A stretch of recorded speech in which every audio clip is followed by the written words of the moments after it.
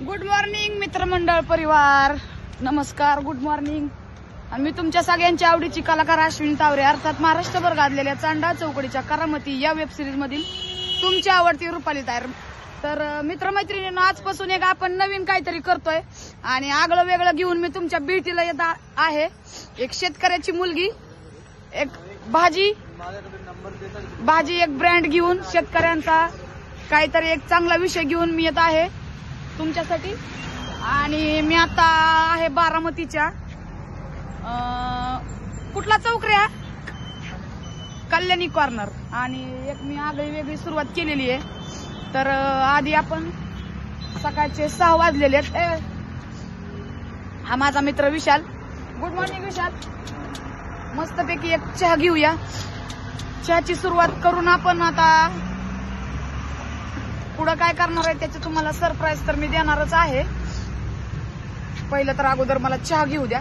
छानपैकी आपण आल्याचा चहा घेऊया आणि पुढचं सरप्राईज काय असणार आहे हे मी तुम्हाला सांगते. मित्रमैत्रिणींनो, अशा पद्धतीनं चहा घेतलेला आहे आणि चहा घेऊन आता मी रोड क्रॉस करून मी तुम्हाला दाखवते की मी काय करणार आहे. तर ज्या गोष्टींची तुम्हाला उत्सुकता होती तर ती अशी आहे मित्रमंडळ परिवार. हे बघा, भाजी.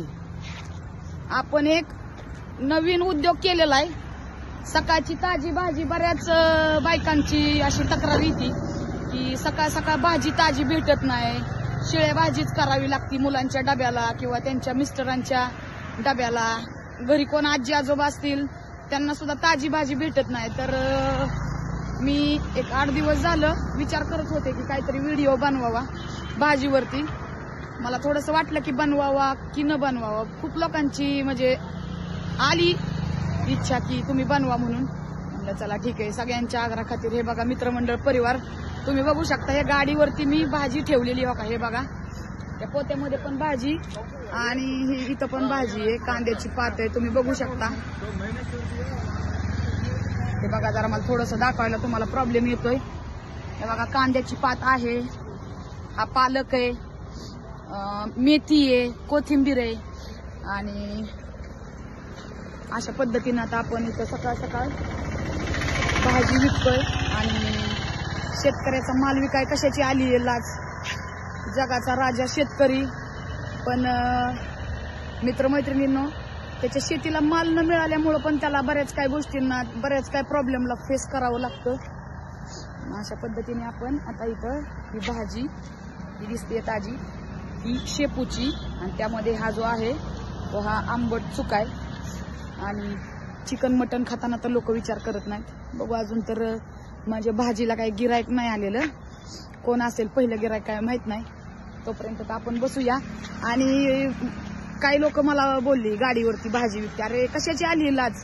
चांगल्या गोष्टी करताना, 4 पैसे कमवताना, कष्ट करताना कशाची आली लाज तुम्ही सांगा मित्रमंडळ परिवार.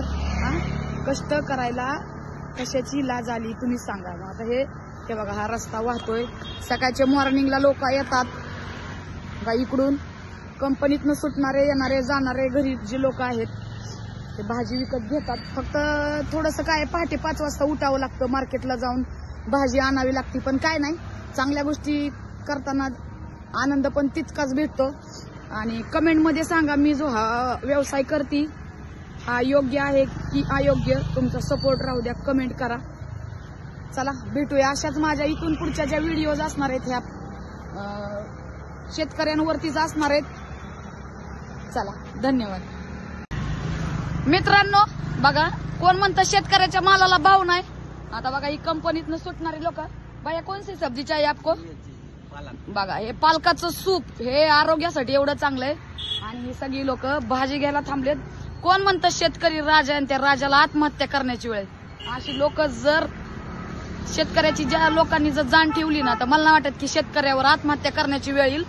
सगळ्या शेतकऱ्यांनी मिळून जर सुरुवात चांगली केली, व्यवस्थित जर केली तर त्याच्या ज्या वस्तू आहेत त्याला चांगलाच बाजारभाव भेटेल.